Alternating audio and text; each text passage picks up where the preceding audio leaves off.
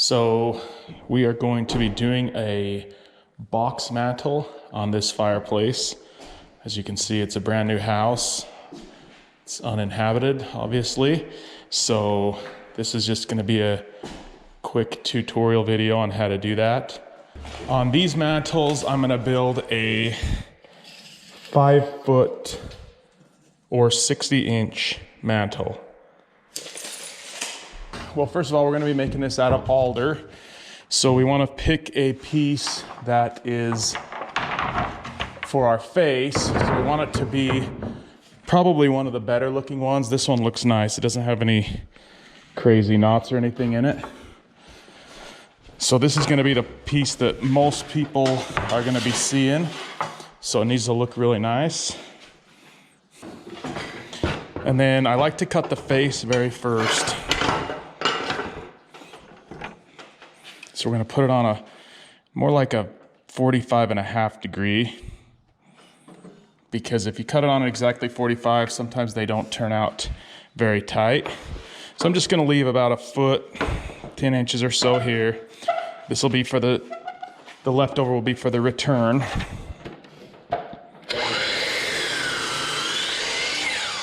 Cut that, set this aside. Then we're gonna pull it around, flip it around, and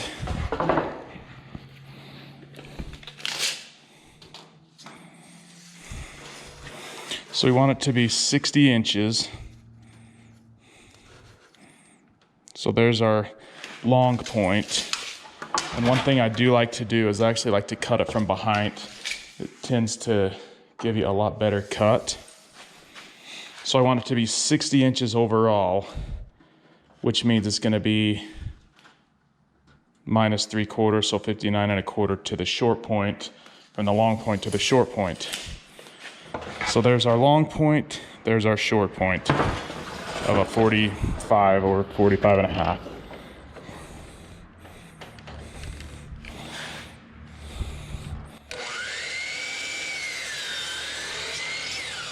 Now if this is a little teeny bit off, that's okay. It doesn't need to be super exact, just within 1/8 or 1/4 inch of 60 inches. Then I'm going to go ahead and I'm going to 45 this side, and I want to cut it as close as I can to the previous cut so that so I can continue the grain, and that will help make it look like it's one solid piece.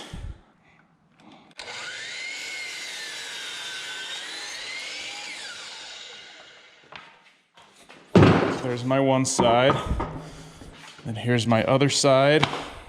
This is the piece that I cut off from before.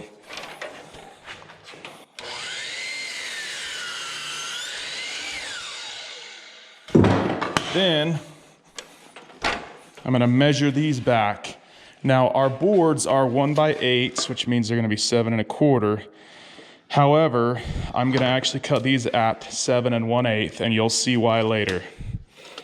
So I'm going to go 1, 2, 3, 4, 5, 6, 7 1/8. I like to burn 1 inch, but it is 7 1/8. So 7 1/8 to my flat to short point.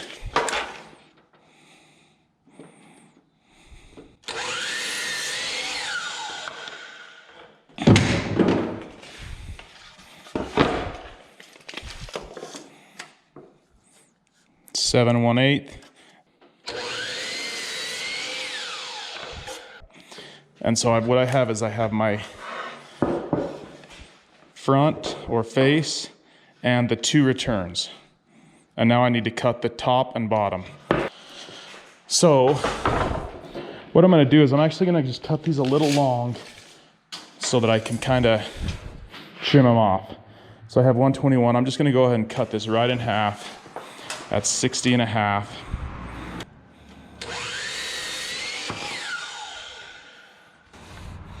There's one piece. Okay, so there's our tops and bottoms. These are just cut wild. I'm just gonna sit these here.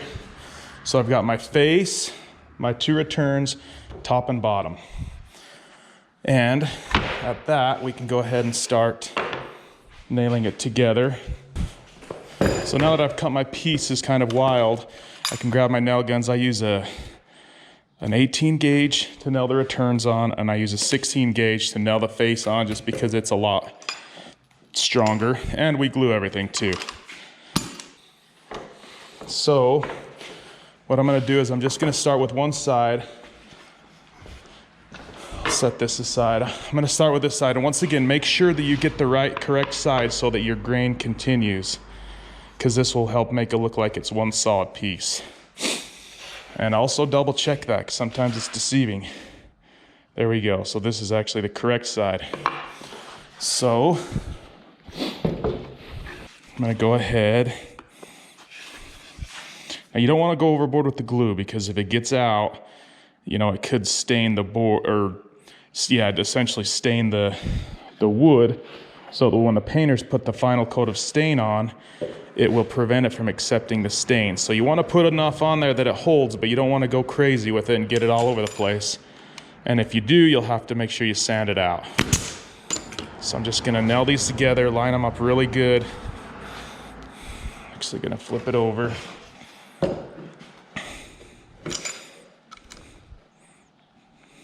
Close that up really nice, and I'm gonna put 2 more. I'm just using 1¼ inch nails in this.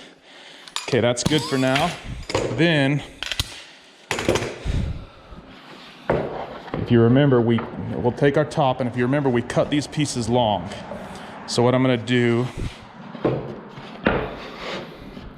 gonna put this in here, and I'm gonna get it so it's tight where it needs to go. And I'm gonna come to this side, all while holding it tight, and I'm going to mark it on the short point. Now you can do this by measuring, but I found that this is a lot more accurate. Just because sometimes when you nail that return on, it kicks out a teeny bit or in. Okay, so I'm gonna put that on. Just double check it one more time. Lines up really perfectly. Okay. Okay, now we're gonna go ahead and glue it. And once again, we don't wanna go overboard with it because we don't want it to come out too much, although we will be sanding it, so it's not the end of the world. Put a nice little bead of glue, tight bond wood glue. Okay. Now go ahead and put that in there. Looks like we got a little glue coming out, and that's okay. Line this up the best you can, and then push it tight as you can, toward the return. And then we're gonna go ahead. So we're gonna put 3 nails on the end, 2 or 3. And then, before I flip it over, I'm just gonna put 1 or 2 nails in from the face into it. Well, it's a little bowed, so we're just gonna flip it. This will allow me to put pressure down on it to close the gap. So we're gonna line up the 2 pieces the best we can. And once again, we will be sanding it, so if it's a little off, it's okay. Then we're gonna just push in as hard as we can. And I did shoot out, that's okay.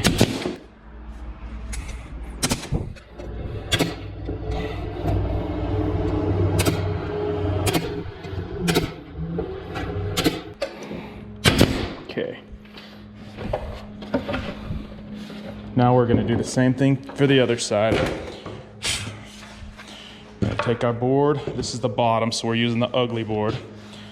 Gonna push it in tight, make sure it's nice and tight there. And we're gonna come over here, gonna mark our short point. Okay. Go ahead and check it. Looks great. Once again, a little tight bond on there.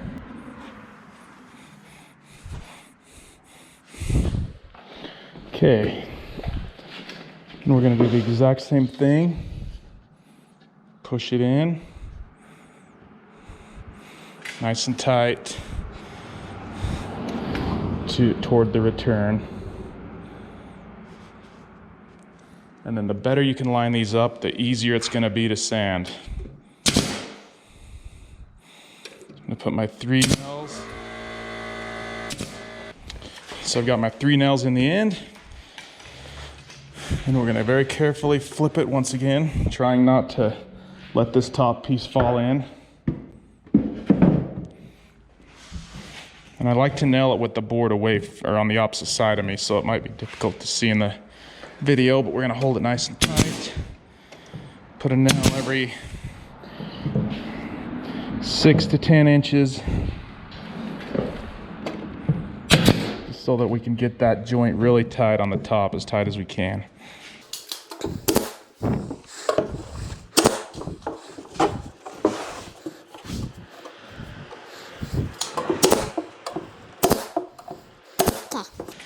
Now we've got the basic box put together, and we just need to put this very last piece on, the top return, or the side return, I should say.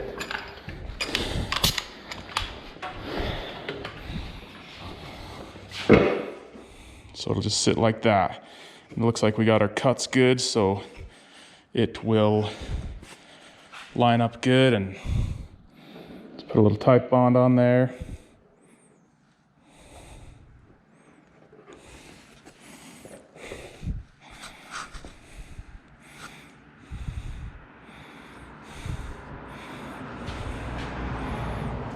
We'll just line up that end, get really tight.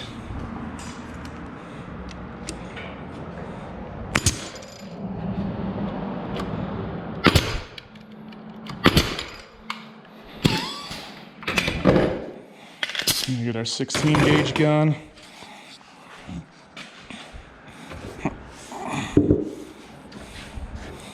And we'll finish it off. We'll line it up really well. So now we've got our basic box mantel built.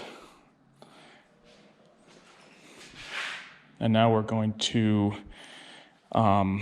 putty it. The joints didn't turn out quite as tight as I would have hoped, but they did get a good glue joint on them. So we're gonna grab some putty and putty that. Now with this alder, I like to use the golden oak plastic wood. Just seems to match fairly well. They will be staining it, so it shouldn't really matter. Oh, there is one thing I did forget to mention. If you'll notice, the return is about 1/8 of an inch less than the top and bottom. And the reason why I did that is so that if the wall is wavy, which it will be, we'll be able to scribe it in and not have to scribe the sides in, because it makes it difficult when you have to do a side scribe. And we will show you that later. So we're just gonna hurry and putty this. Putty the joints, just try to push it in there really tight so it really gets in there.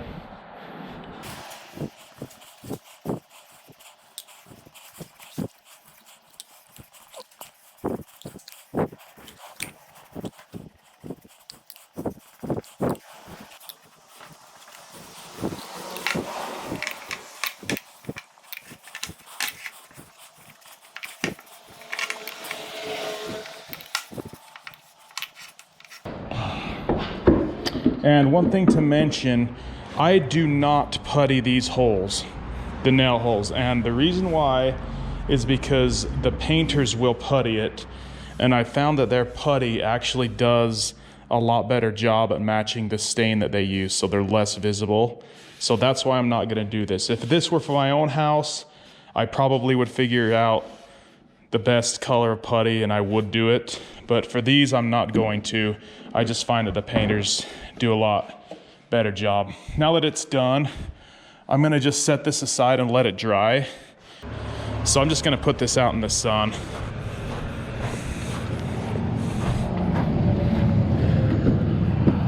Just like that, and let it bake for a little bit.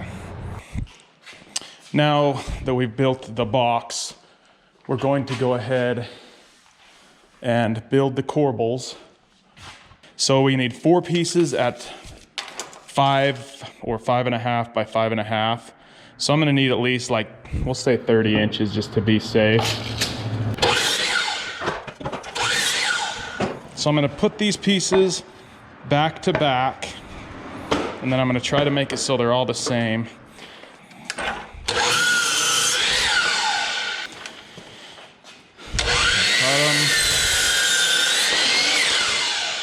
And then we'll go 5.25.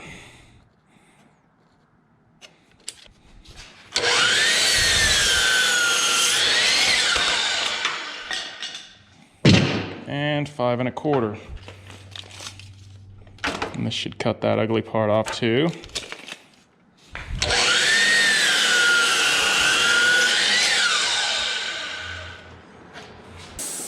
And then we're gonna cut a 45-degree angle on the bottom, and this can be however you want. You don't have to measure it, just cut it off. Kind of whatever you think will look good. So as you can see, this is what the side of the corbel is gonna look like.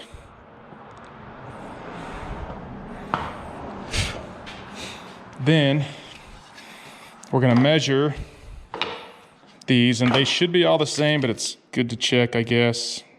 So I have 2 3/4. 2 3/4. Here we have 3 1/2. I always like to burn an inch, it's a little more accurate. 3 1/2. And then here we have 2 3/4 plus. So it's not quite 13, it's 3/4 plus. 2 3/4 plus. I like the grain to go sideways.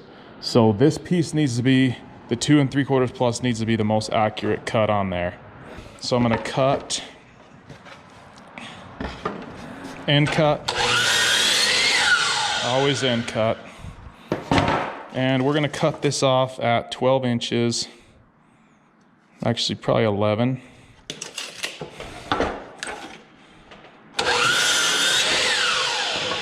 So there's the one, that should be enough to do one face of one corbel. Then we'll do another 11-incher. This should be enough to do the second face.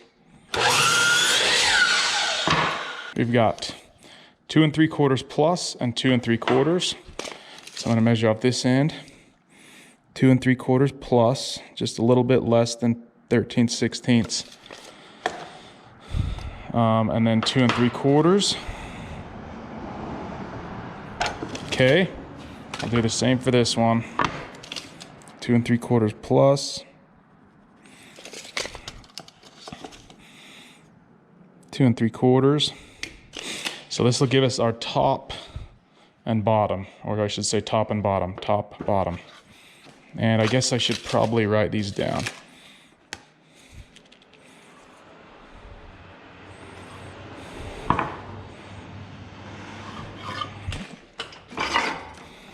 We're gonna put our saw on a 22.5.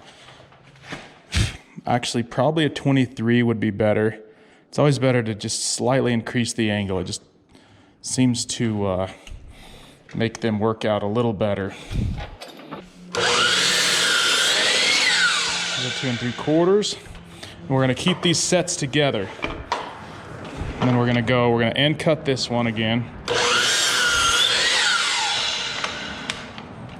We're gonna go 2 3/4 plus. And then on our face, we were at 3 1/2. So we're gonna go, I hope this is big enough.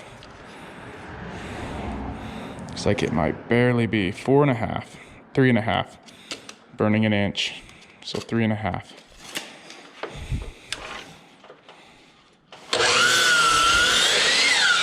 Whew, that was close, but that's okay. That means our grain should continue and just look really good. So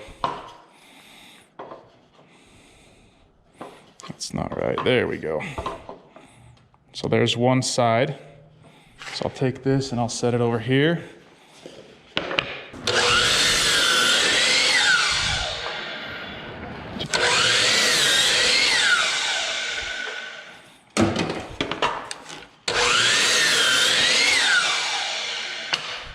So we're gonna go 3.5. Once again, I'm burning the 1 inch.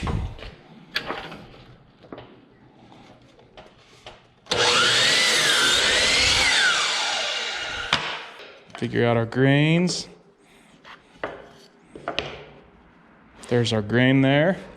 And then we'll just take 2. So you can see these have a ugly side and a smooth side. So just make sure the ugly sides are facing each other. So we have a pair like this.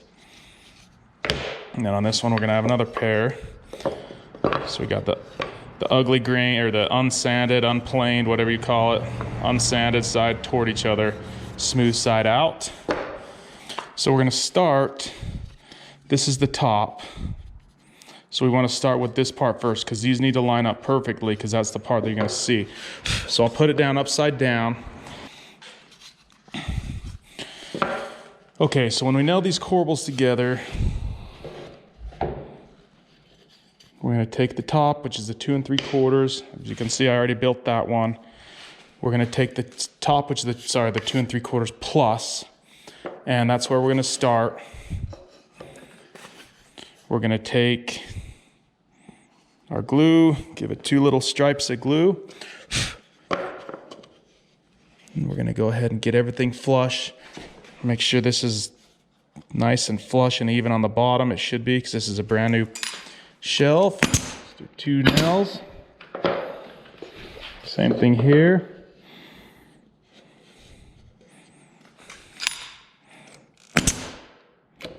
Two nails. And then we're gonna put this on. Make sure our grain lines up, but also we wanna make sure that this isn't too long. So we're kind of checking to make sure that these angles line up, and they do look pretty good. So we'll go ahead and just glue that together.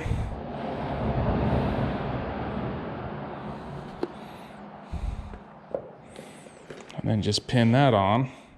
I always like to start with the angle first.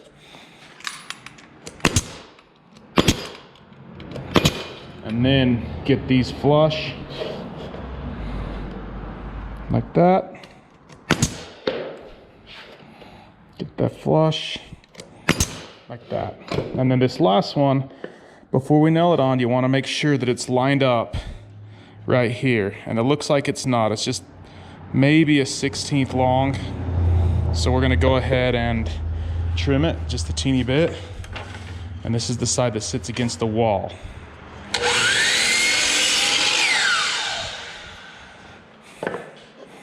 Okay, that's good. That lines up really nice.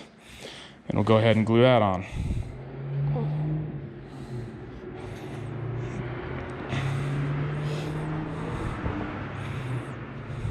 Line them up.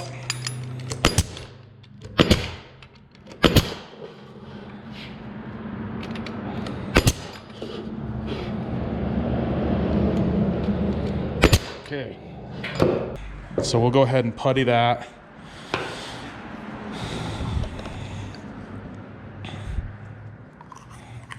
Even though some of these joints are really tight, I still putty them just for good measure.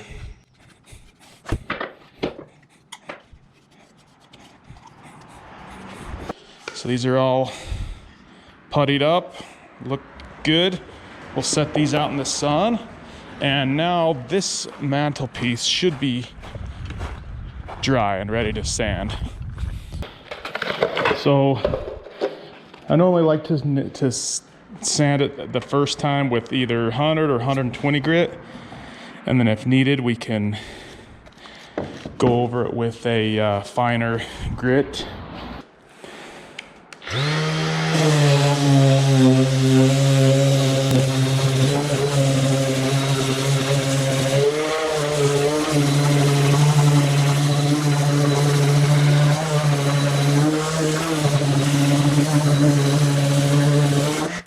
Now, one thing that is worth mentioning, when you sand this, if you'll notice, I sanded it completely down so that you can't even really hardly see the putty unless it's inside the joint. You don't want to see, for example, right here, you can still see some residue of the putty, and like right there, you can still see that there's some residue, and that's not good because then you'll see that when it gets stained. So we want it to be all just like this, to where you can't even really see the putty. We only want it to be inside that little teeny crack. So I'm gonna go ahead and sand that just a little bit more.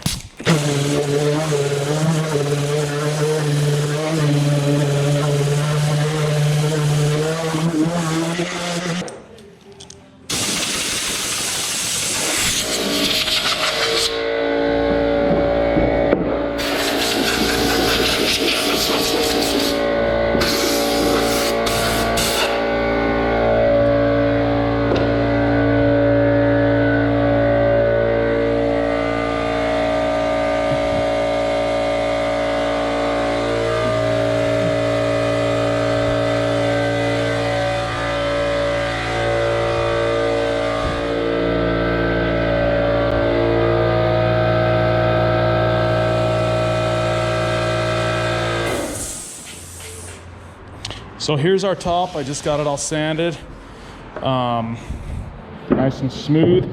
I just barely knocked down the edge. Just sand it down a little bit just so it's not quite as sharp.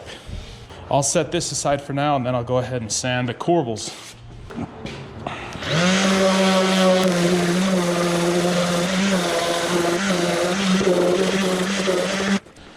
So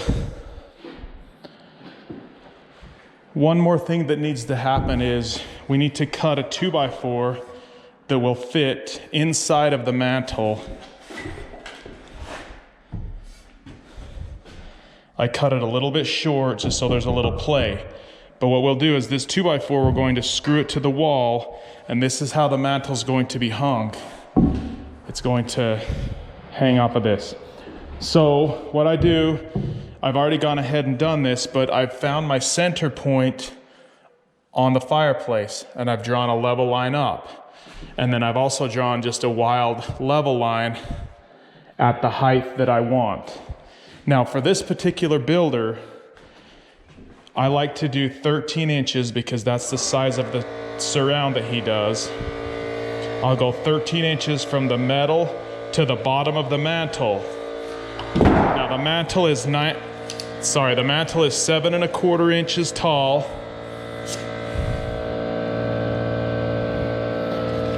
And then I'll go -3/4 for the thickness of the top. So I always go 19½ to the backing, or 2x4.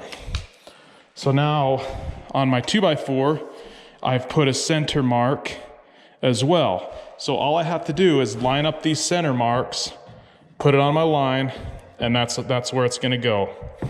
Always use construction adhesive. This is the key and the secret to getting things solid in the world of construction. Always use a liberal amount or a heavy amount of construction adhesive.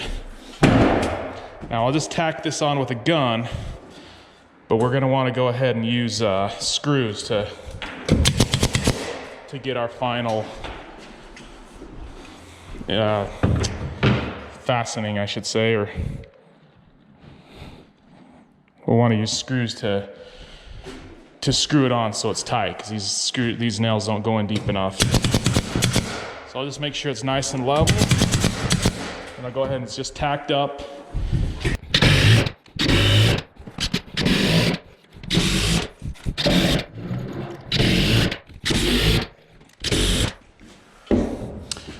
Okay, so now I've got my backing up. Now it's time to scribe the mantel in. So,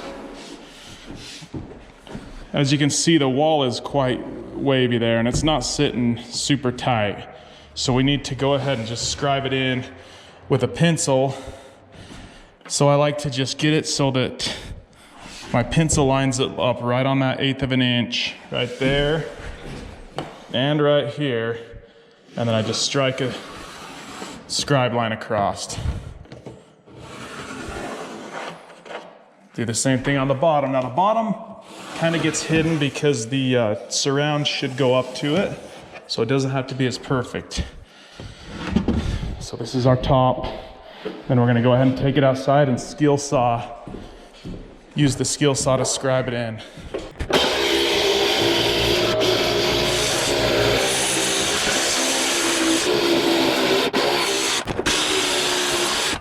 Nice.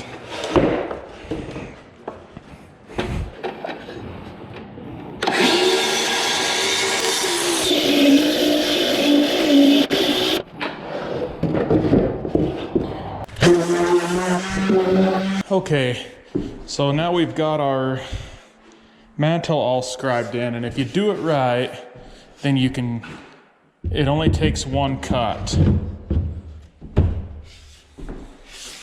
So as you can see, I got it nice and tight.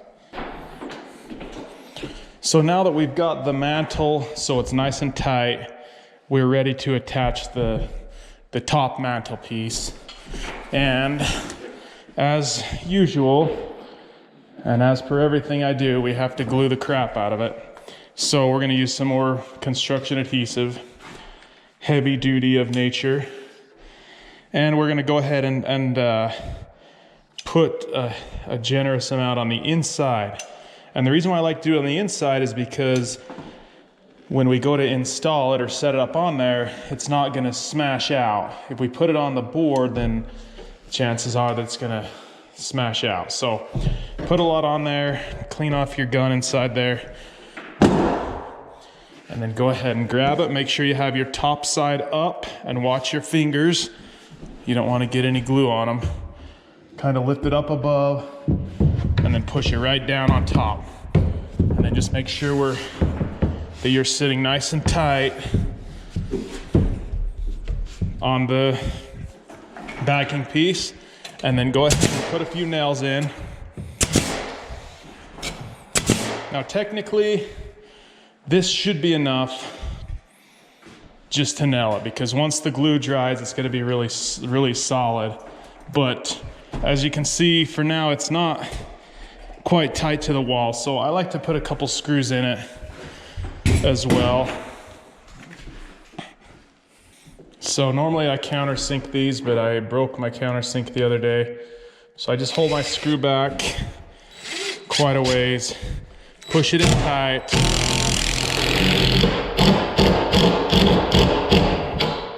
And just sink the screw. And I definitely recommend countersinking it if you have one. So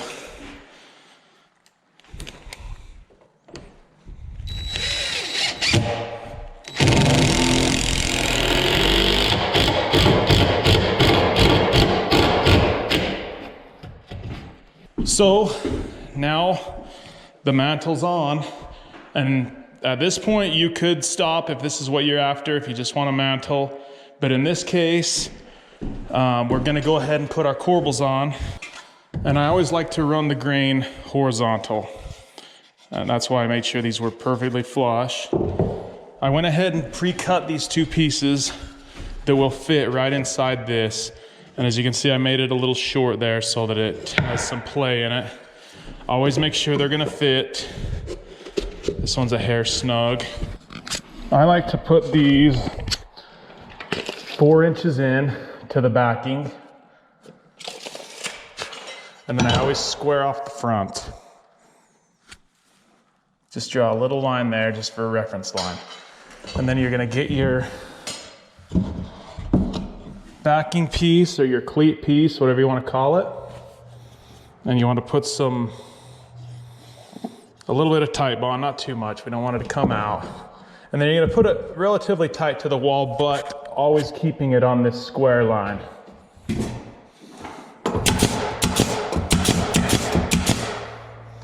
And then we'll go ahead and check this. That looks good. Looks like it's pretty tight to the wall. So I'm gonna go ahead and put some more of this on. Probably not quite that much, just a little bit on the top. Just enough that it holds, but not too much. And then I'll put some more on the inside just to glue it to that cleat piece. I'm gonna go ahead and push it up tight. Get it tight as you can on the sides, right there. Now this should get stone around it or a surround, so it should cover if there's a little gap there. But if you're not doing a surround, you wanna make sure it's perfectly tight. Let's put a couple nails. Front. That looks good. Make sure it's perfectly lined up on your line. Otherwise your corbels are gonna look crooked. Once again, a little glue. Not too much. Bunch on the inside.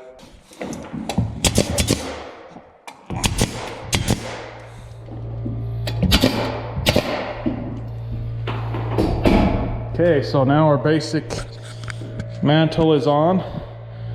Now all we need to do is, it looks like we kind of got roughed up a little bit here, separated a teeny bit. So we're gonna go ahead and just kind of spot putty it a little bit, touch it up a teeny bit.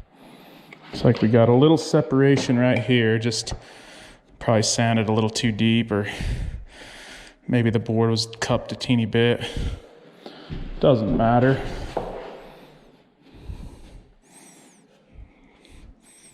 A teeny bit right there. And then I'm just gonna wet sand this. That way it doesn't come out quite as much. Once again, you just wanna make sure you get all the residue off.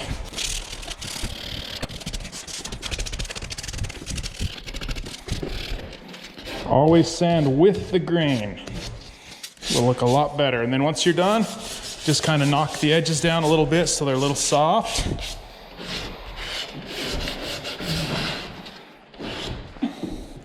And that's it.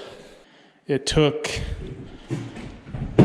about an hour and a half to make, and that was with me trying to fiddle with the camera and the phone and all that. So if you're fast, you can do it in an hour. But generally it takes anywhere from 1.5 to 2 hours. And then they'll just go ahead and they'll fill that in, underside in, with either tile or brick. Sometimes they'll stone the entire face, which I like. But it's just a simple, basic mantle. Nothing too flashy, but it looks nice.